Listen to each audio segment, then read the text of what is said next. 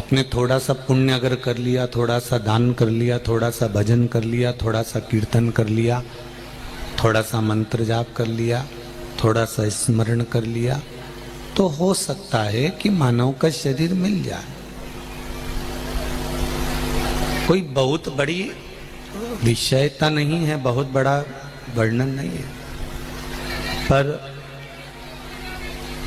अगर मानव का शरीर मिल भी गया तो इस शरीर के द्वारा भगवान का भजन हो जाए, ये बहुत कठिन है, बहुत कठिन। इस शरीर के द्वारा भगवान स्मरण हो जाए, भगवान की भक्ति धारण हो जाए, ये बहुत कठिन है। आप लोग सभी लोग कोई भाटापारा के नहीं हो, आसपास के गांव के, कोई रायपुर, कोई बिलासपुर, कोई दुर्ग से, कोई भिलाई से, ना जाने कहां कहां से यहाँ कथा सुनने के लिए आए हो। 3 घंटे की कथा के लिए आपको कम से कम 8 या 10 घंटे पूरे देना पड़ते हैं। सुबह से चलो, शाम को अपने घर को सुनने के लिए अगर आओ तो ये मन बनाकर आओ कि जहाँ जगह मिल जाए हमें वहाँ बैठ जाना है और कथा सुनना है और अपने अपने घर चले जाना है। बस ये चित्त बनाकर, ये मन बनाकर, फिर जितनी देर की आनंद में मिलेगी उतनी देर की जिंदगी सवार देगी आप, जितनी देर में।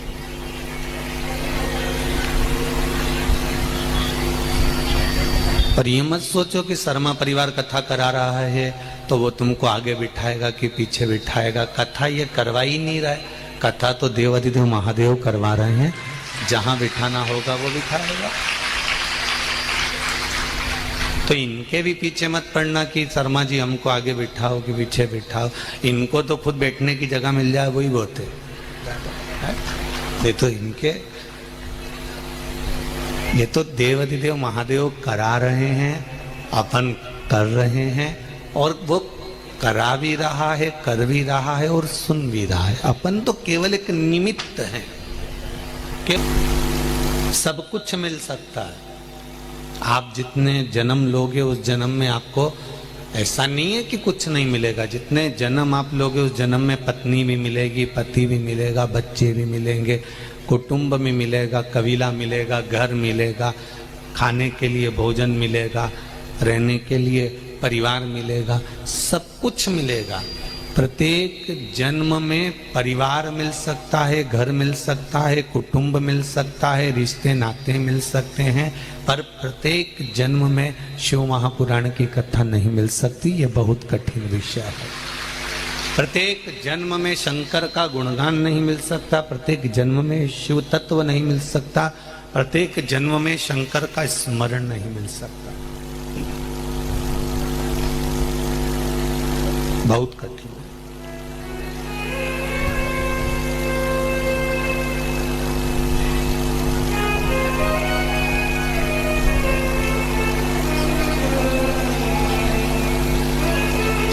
भगवान से तो इतना जरूर कहा करो कि हे भोलेनाथ, एक कृपा ऐसी करना कि जितनी बार भी मेरा जन्म इस मृत्यु लोक में हो, जितनी बार भी मैं इस मृत्यु लोक में जन्म लूं, तेरा दर हो, मेरा सर हो, और ये तमाशा उम्र भर हो। बस इतनी कृपा जरूर कर दो कि तेरा मुझे दर मिला रहे, तेरा द्वार मुझे मिला रहे, तेरी चौखट मुझे मिली रहे और मेरा सर तेरी चौखट पर झुका रहे। तेरी चौखट पर मेरा सर जीवन भर झुका रहे। और ये चाहे जीवन बचपन हो, जवानी हो, अधेड़ी हो, बुढ़ापा हो, ये सारा जीवन यूं ही निकल जाएगा। बस आपके चरणारविंद का रस तत्व प्राप्त हो।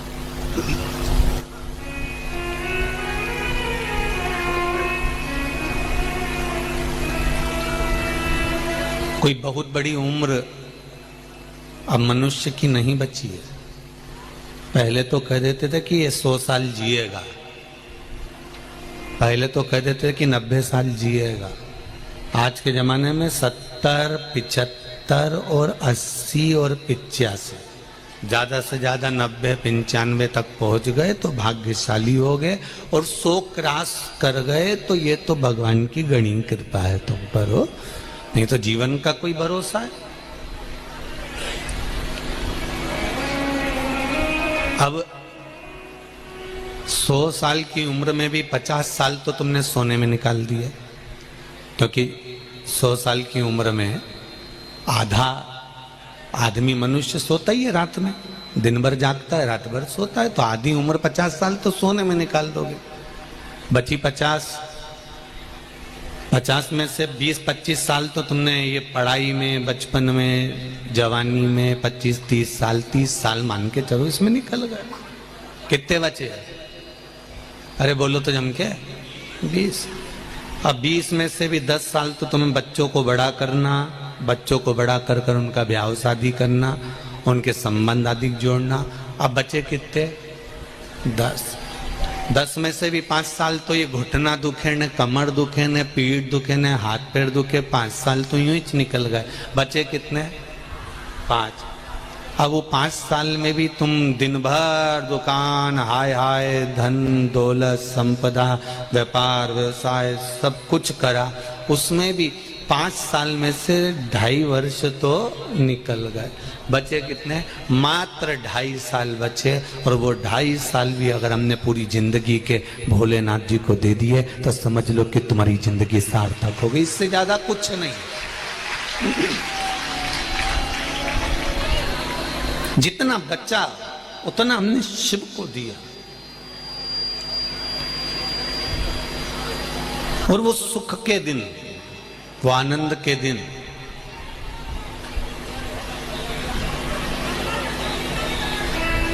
स्वयं पर आधारित होकर,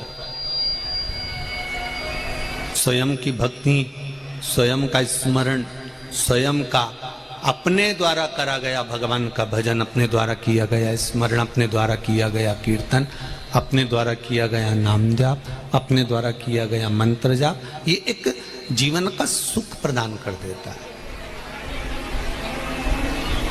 शिव महापुराण की कथा, थे ब्राह्मण पर दोनों ही गलत मार्ग पर चलते रहे।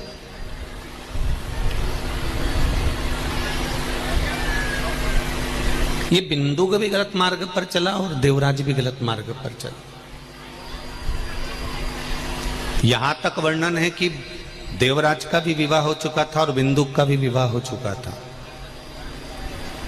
पर बिंदुक का विवाह होने के बाद भी, उसकी शादी होने के बाद भी, धर्म पत्नी होने के बाद भी वो गलत मार्ग पर चलता रहा, वैश्यावृत्ति करता रहा, जुआ खेलता रहा, मदिरा पान करता रहा, मांसाहार करता रहा, व्यसनों में डूबा रहा।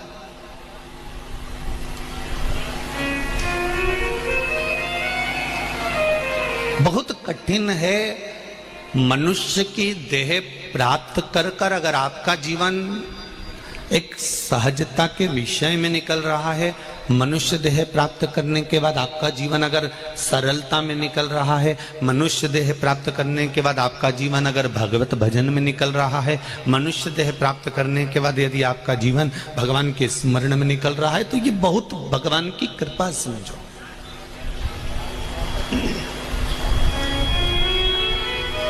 ये शिव कृपा समझो, ये उसकी उदारता समझो।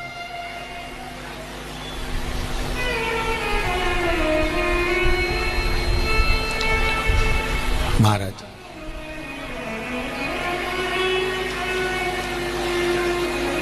शिव कृपा कहती है, शिव कथा कहती है,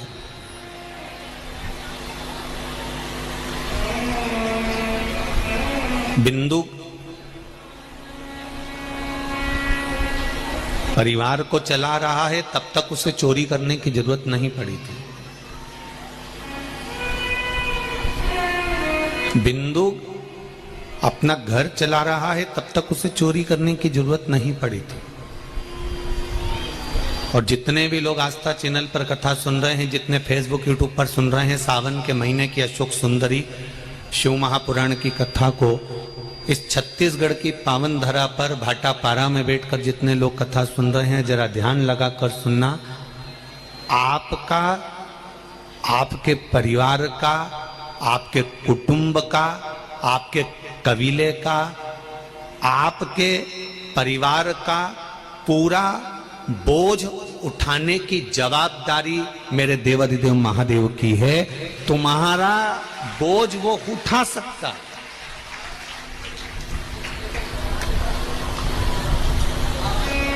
तुम्हें भूखा नहीं सोने देगा, ये उसकी जवाबदारी है।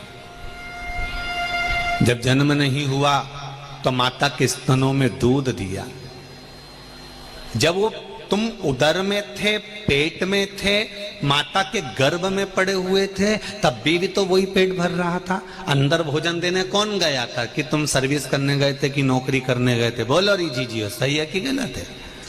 कि हो सकता है तुम भाटापारा से बिलासपुर नौकरी करने चली गई थी, अंदर से निकल के तुरंत बाहर कोई गया? जब उदर के अंदर 9 महीना माता जो खाती थी वो अंदर दे देता था, माता जो पीती थी वो अंदर दे देता था, माता जो ग्रहण करती थी वो अंदर दे देता था। तो जरा विचार करो, तुम तो अंदर अकेले आराम से पड़े हुए हो और वो अंदर भी पेट भर रहा है। जब वो अंदर पेट भर देता है, बाहर निकलते से ही माँ के स्तनों में दूध देकर पेट भर देता है, तो मरोगे तब तक भी तुम्हारे पेट भरने की जवाबदारी उस परमात्मा की है, वो भरेगा। पर पेट भरने की जवाबदारी परमात्मा की है, पेटी भरने की नहीं।